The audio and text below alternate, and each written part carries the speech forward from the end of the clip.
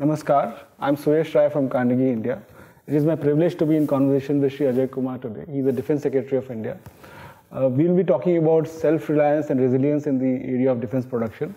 This year's Global Technology Summit has a theme of Global Meets Local, and today's sub-theme is the role of partnerships and resilience in the future of technology. So our conversation today is very much germane to this topic and today's theme. And I'll begin by asking you, sir, how do you see the present status as far as the balance between global and local in defense procurement and production is concerned? And what is the vision? Where do you see this going in the next 10, 20 years if the present strategy that you have in place works out? Thank you, Suresh. Let me start by saying that if you look at the situation, our defense industry has been largely dominated by public sector presence. And what we have called as indigenous production has largely been licensed production based on transfer of technology. Right. Licensed production is not really true self-reliance because we are dependent on the foreign country or the foreign OEM for the technology, and that puts a lot of constraints. In the last few years, the government has taken several steps to change the situation. On one side, our focus has been to promote private sector entry into the sector while continuing to promote the public sector. The second is the focus on our own technology, developing our own technologies so that the dependence on technology is reduced. This has, if you look at, and several steps have been taken in this regard, the positive indigenization list, which the government has shown the political will to announce, and 208 items where government has said that these items will not be imported henceforth, which means those technologies and those products will be made in India. The IDEX program, wherein today we are finding that startups are not only producing new technologies, the kind of technologies that are being produced by them are attracting global OEMs to come here and collaborate with them. So we are today actually in some ways being able to leapfrog some of the gaps, I will not say all the gaps, in terms of technology. And things like earmarking budgetary allocations for industry have enthused the industry a lot. And today we are seeing increasing momentum in terms of domestic defense industry ecosystem. Just to give you one number, last year of all the AONs that we had accorded, in 87% of those AONs were for Make in India. I mean, this is unprecedented that we are today nearly 85-90% only sourcing, and this trend is going to increase. So a follow-up that comes to my mind as a researcher is, how do you measure success on this front? So how do you define and measure resilience in defense production? And on that measurement, where do you want to see, suppose in 10 years, India should reach? It's a very good question. And what we have taken for ourselves is certain quantitative benchmarks. Right. Because it's easy to say that things are improving and, First thing we have said is we will only buy from our budget, we will earmark a certain percentage of a budget only for goods that are made in India as far as defense is concerned. This percentage this was started last year, and we had put this number at 58%. Yeah, now it's 64%. This year it is 64%. Right. And next year we are going to increase that. So if I am going to spend my money only on things which are made in India, this is one benchmark. The second thing is, if I am creating new technologies, there will be demand for technologies outside as well. Yes. So our effort is not only to make in India, but also to be able to export. As you know, the export market of defense is a highly monopolistic market. Yeah. It's a highly monopolistic market in the sense there are only 5 or 6 countries in the world who are actually able to export from India or export from those countries to the world. And we want to enter the export market. As you know, we had the dubious distinction of being one of the largest importers in defense. Now we want to move out of that and get into the exporters list. And for the first time, we have figured in the top 25 defense exporters as well. Right. It's a huge market, $400-500 billion market. And we really never enjoyed a piece of the cake. Our second metric of success is that we are able to export from India and create a significant market. And I think the third important thing is how much of new technologies that we are able to create through our various ecosystems, not merely manufacturing, but also new technologies which you mentioned earlier, how much of that we can make. Yeah, these are good measures, especially exports, because it's a sign of quality if you could compete globally and find a market. Yeah.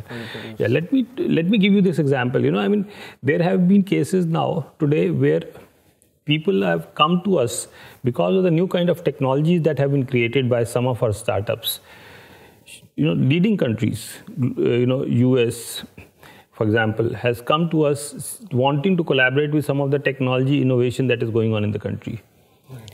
Airbus, for example, is using supply chain solution which is developed by a company in Bangalore.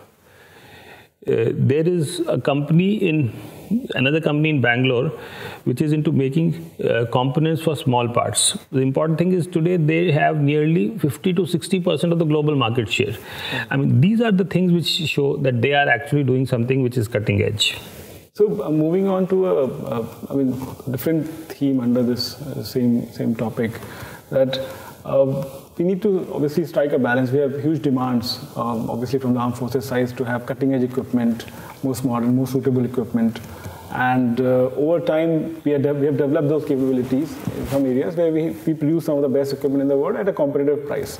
But there will be areas in which some compromises will have to be made, perhaps, for encouraging self-reliance and indigenization, and over time things may get better. So there's a time inconsistency here at times where these two things can be at odds with each other. What is the larger philosophy that guides the striking of balance between these two? What are the key principles that inform decision making on when to buy from abroad, which is actually the approach a global market for something, or when to actually just focus on necessarily buying from the domestic producers? So let me answer this question in two parts. The first part is, what defines your capability in war is not only what technology you have, but how much adversary knows about your technology. Now, remember one thing. If you're buying from someone else, a country A, he will sell to you, and in today's multipolar world, he's also selling to your adversary. So this is a kind of a race where you buy something, your adversary buys the same thing, and then you are both equal again. And all the effort you have taken to be able to have an edge over him is lost. If you have your own technology and the adversary does not know what it is, there is a huge surprise element. Of course, if your technology is way behind or something, you may have a problem. But if there is a huge surprise element of what you have, it's always a huge edge.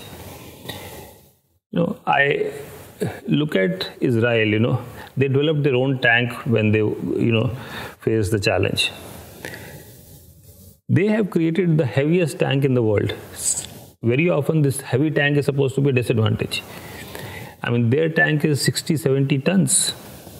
We struggle to say that why should you have a tank of 45 tons, 50 tons? So now, I mean, if you look at especially in large parts of our borders, our terrain is not very different from that of Israel. But that was used into it. But they have always used their own technology for being able to do it. So the point I wanted to make is, it is very important to recognize that our own technology will always stand us in good stead when it comes to war. Having said that, I mean, this is a journey transition. I mean, you cannot have a sudden change. And when I said like we are moving from 58 to 64 to further higher up, this is the journey that we are transitioning. Second is, I mean, in legacy, we have large number of equipments from various countries. We need to maintain them. And maintenance involves certain change of systems, subsystems, components, assemblies, which are proprietary to the OEM with whom, so we may have to continue to maintain them, for which we will have to do this. So our first principle is, as far as possible, do not go for import. If you are going for import, first test why we can't do it and how soon can we do it. And can we do something which is equally good or nearly as good. Right. And then only if it is something for which we find there is absolutely a long time gap, and then only go for any kind of further requisitioning of this imports. Now, one aspect that you talked about briefly earlier is encouraging startups, private sector in a very big way, at the beginning of this conversation. And till now, the situation was this, that government was the procurer for these technologies, and much of the domestic production was done through public sector enterprises. Even offsets and all were substantially done through public sector enterprises. TOT used to come to public sector enterprises, and Defense Production Department was the owner and the manager. The Division of Quality Assurance is also attached to that. So there is one ecosystem. Now you allow private sector firms to enter. This creates public administration challenges. You need to create systems in which they know how to interact with the government, to understand its needs, to be able to use testing facilities, to understand on what terms the procurements will happen, to give promises of procurement in the future. Many things need to happen which are in an arm's length way, because PSUs are fundamentally different. There's much more control, and it's part of the same ecosystem. So what are the public administration changes happening in the ministry and its arms to make this work well?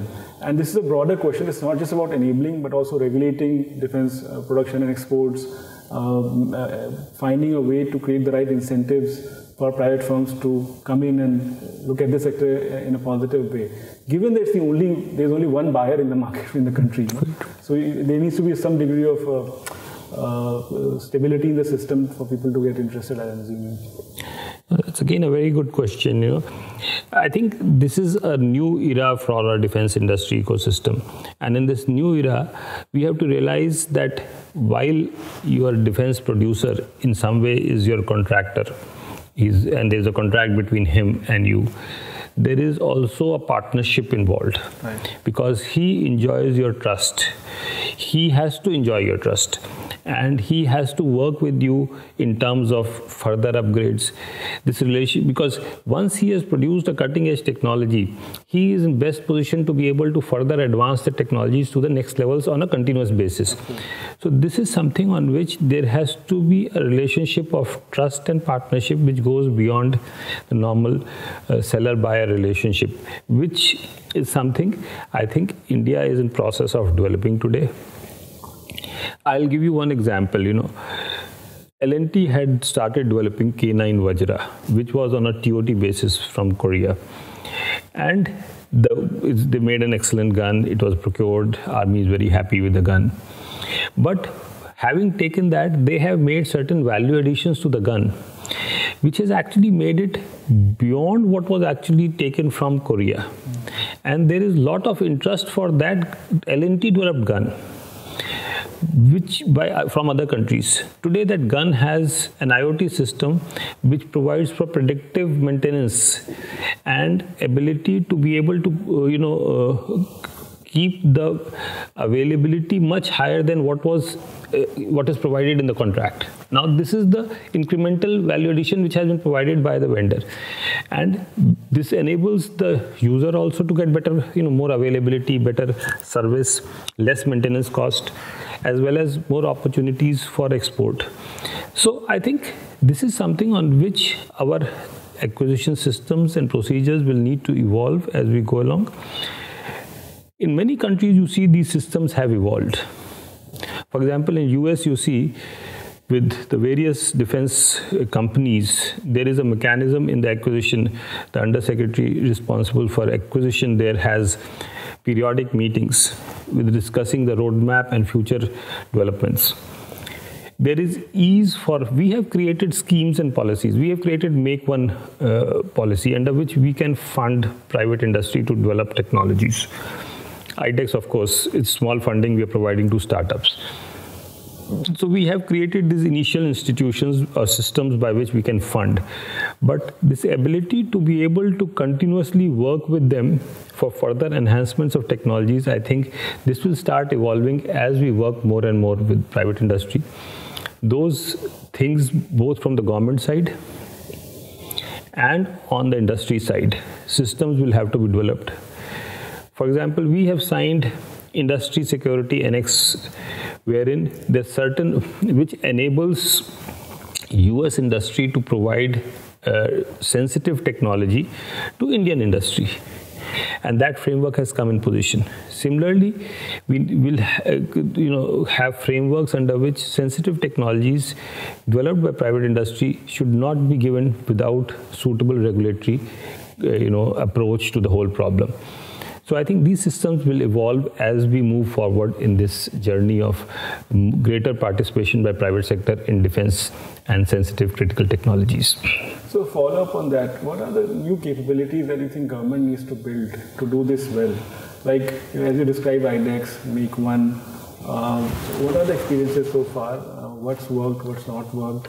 And this is basically about judgment, about choosing where to invest and having the capability to make that judgment, like an investor in some ways. Basically a portfolio investor of sorts, that you are going to invest in a portfolio of technology. Some will work out, some will not work out.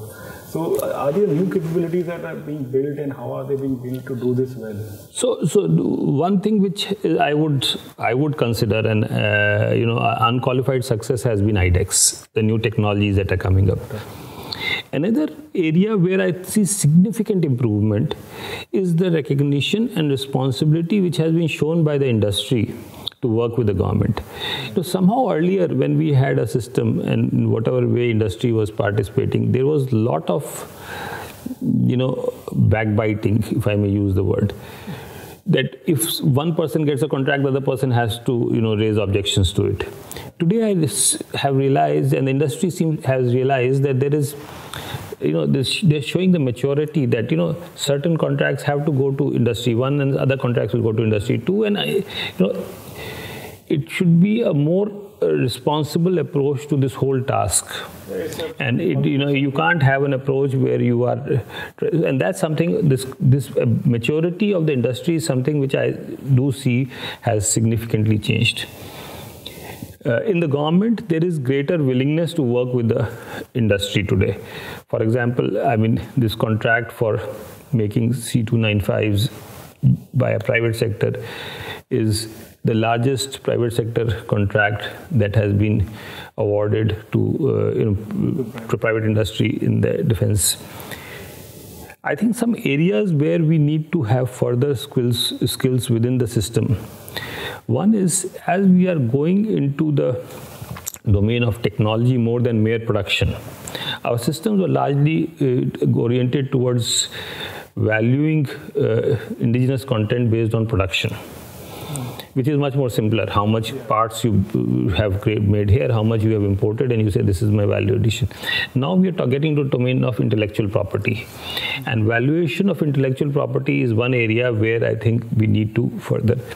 The second area I think where we need to do is, as you have very rightly said, with public sector there is a certain, it's a government entity, government is the owner of.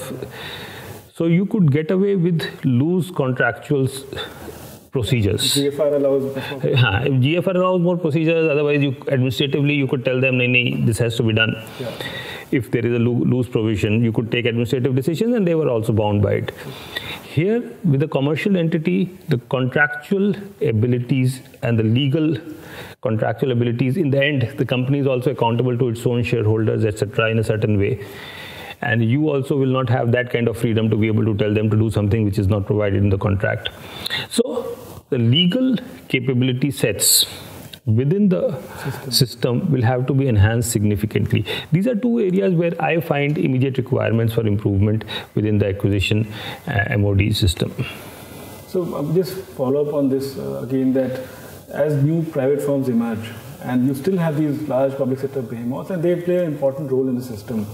One thing that we've got a mixed experience in India is on competitive neutrality, treating public and private sector on equal footing in a similar situation. Obviously, if they're differently placed, they should be treated differently. And it's hard for government to sometimes do that because the system is set up in a way that they are seen much closer, public sector enterprises. So specifically, what are the steps being taken to ensure a certain degree of neutrality in treatment of the private and public who are competing for the same contracts or for the same technologies and accessing the same testing facilities and so on and so forth? Yeah, so, like I said, our effort is to promote both. And at the same time, we are also wanting to improve the functioning of the public sector. The corporatization of OFB is a big step in that direction. Partial disinvestments of the defense PSUs, most of the PSUs are today listed on the stock exchange and are therefore subject to the discipline of the market pulls and pressures. At the same time, we have, in terms of tariffs and duties, our approach is wherever there is, earlier over the years, somehow there was differential tariff treatments for PSUs and private industry, obviously to the disadvantage of the industry. Those have been,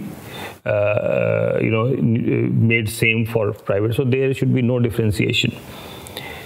We have, one of the issues which used to come was, testing capabilities have been largely with the public sector, and testing capabilities are capital intensive. Private industry, especially the small industry, does not have those capabilities. We have issued instructions and are consistently making sure that those testing facilities in public sector are made available to private industries and MSMEs. Certification systems are still with the public sector. And I think we need to see how to make these certification systems equally available, because after a certain product has been tested, it needs to be certified. And if the systems remain with the public sector, there may be a natural bias in some ways. We need to go and deal with that. And there are other maybe still new finer things which we will have to discover, but the point I wanted to make is our approach is wherever we find that there is still gaps in terms of creating a level playing field, we are continuously working on it, and we are closely discussing with industry and trying to solve those problems.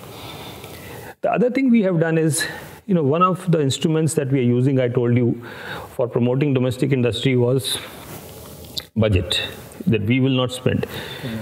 For the first time this year, we have taken a bold step and said that from the domestic budget meant for domestic industry, we will earmark nearly 25% of this budget for private industry. And we have been continuously in dialogue with the private industry that you also make sure that you are able to consume this budget. Step up. Step up and consume this budget. So I think this is something, again, we wish to continue. And, we will continuously work with the industry. Lastly, we have tried to open up the defense export area. And we have also found that given their nimbleness and their desire for greater desire for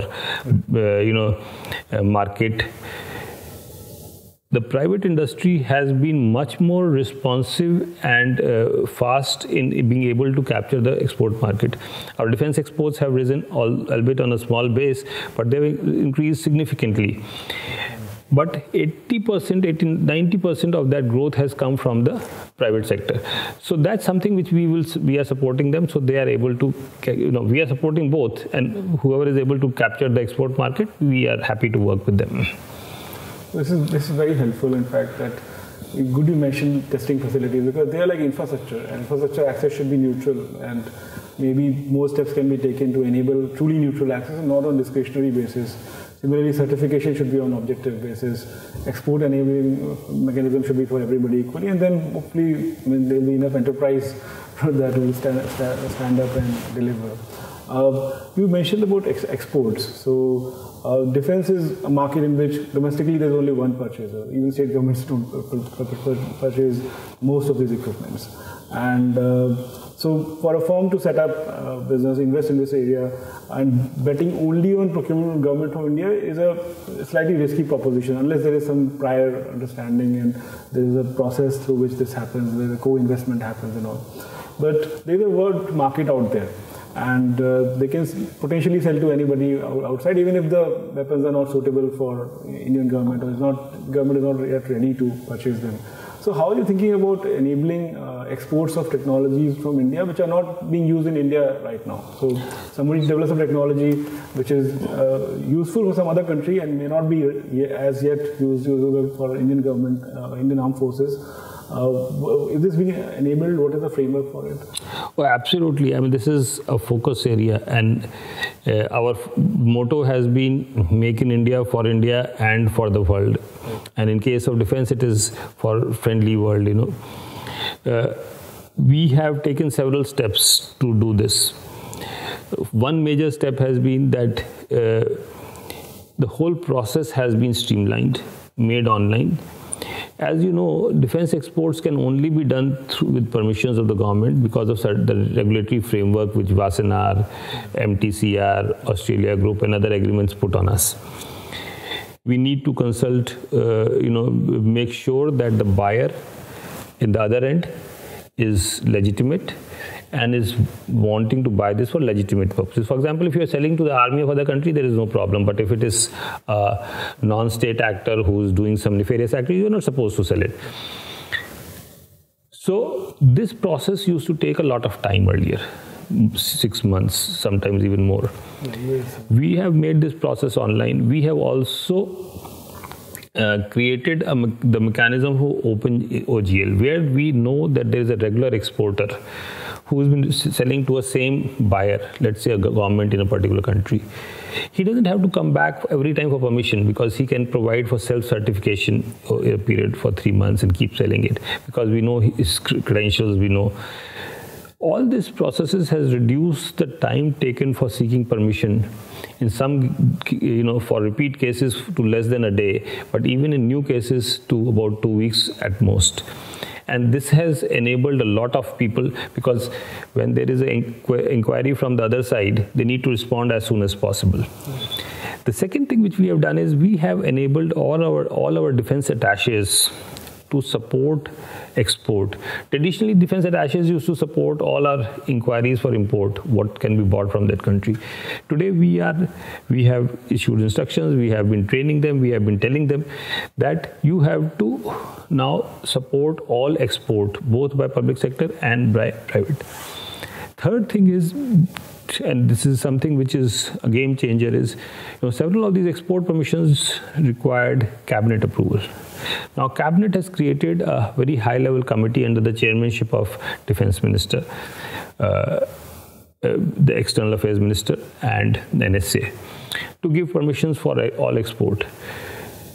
As a result of this, and of course, we have several countries. We have our line of credit amounting to several $1 billion for our friendly countries, which are available for those countries to avail this to be able to use defense exports from India. So I think our defense exports is moving steadily, and we hope that we will continue to see a positive trend in this regard in the coming years. That's great.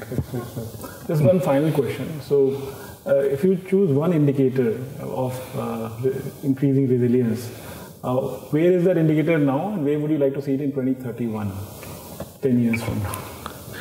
I think to me the biggest indicator is how much we are spending for our armed forces on defense procurement. And today, like I said, we are at 64%. I would like to say that in the next 5 to 7 years, we should be doing 95% or 90 to 95% from India. And I will also add one more indicator from my side, is that what percentage of production here is exported outside? Well, it's that would be economies of scale, cheaper. I agree with you totally. In fact, that would be so very accurate. In fact, all the leading countries who are leading manufacturers of defense equipment, at least 3 times of their domestic consumption is exported. And the measure of how much of export we are doing is a great measure of how successful we are in terms of using our own technologies. Thank you, Mr. Kumar, for having this conversation with us. It was most enlightening, and it's very much pertinent to the topic we are discussing today in the Global Technology Summit. Thank you. Thank you, Suresh. Thank you very much.